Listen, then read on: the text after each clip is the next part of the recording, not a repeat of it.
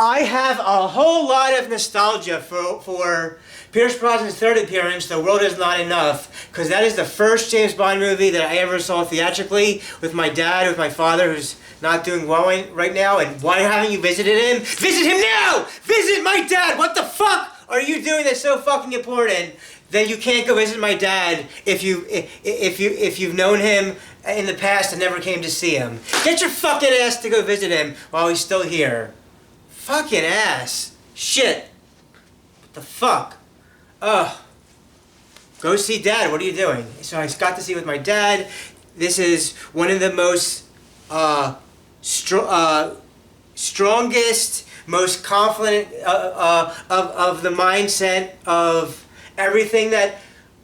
Well, he was just getting his foot in the door with GoldenEye, and he was just a bit more confident in Tomorrow Never Dies. By the time we get to the third movie, Pierce Brosnan is excelling in this third movie.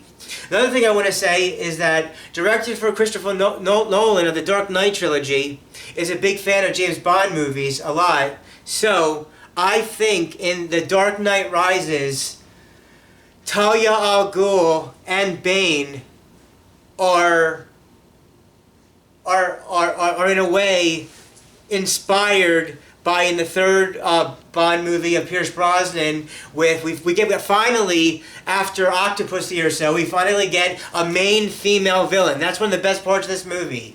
It's not actually Renard that's the actual main bad guy. He's a side henchman or a little side below the main female antagonist.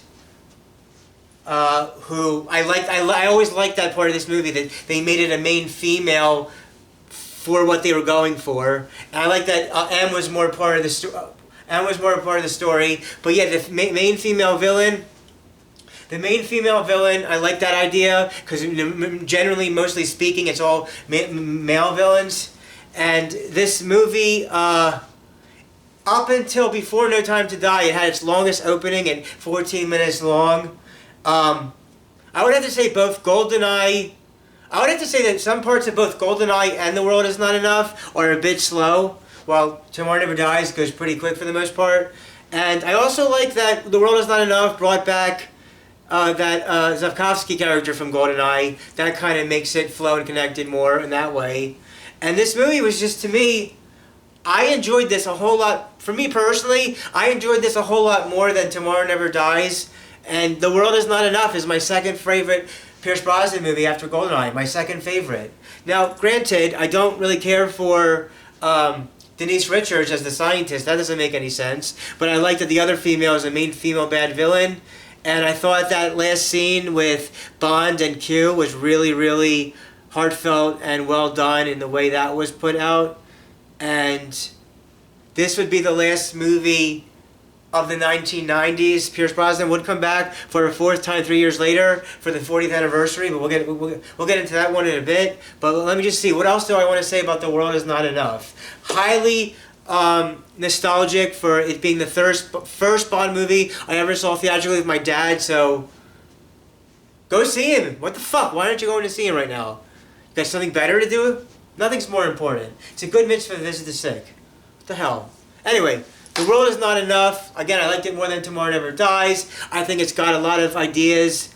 Now, granted, they should have done more of the whole Renard brain thing than they did, but that was kind of just forgotten about. But this movie, the first time I saw it theatrically was so engaging for me, and I just think that. Now, it's not one of the best Bond movies ever, but I still wouldn't call it one of the low-tier ones either. I think it's a nice kind of mid-tier type of way. So let's see. I gave Tomorrow Never Dies a C+, so we're going to give The World Is Not Enough a B or a B minus. Yeah, a B or a B minus, or a 3 out of 4 Kazakhstan stars. And let me see. Anything else I want to say about The World Is Not Enough before we move on? This movie, the theme songs. While I didn't like the theme song of Tina Turner's GoldenEye, I didn't care for her theme. And I forgot to mention this in Tomorrow Never Dies. I do like the Tomorrow Never Dies.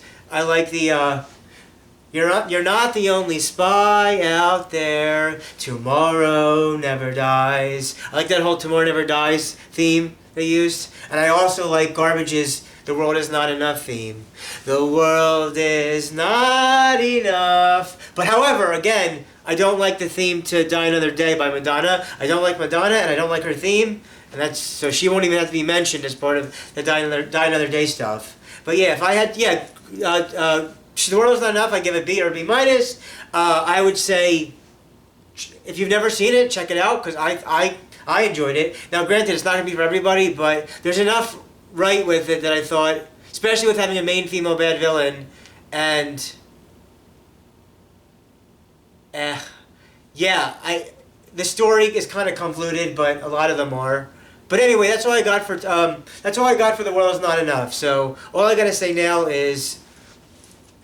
Da da da da da da da da da da da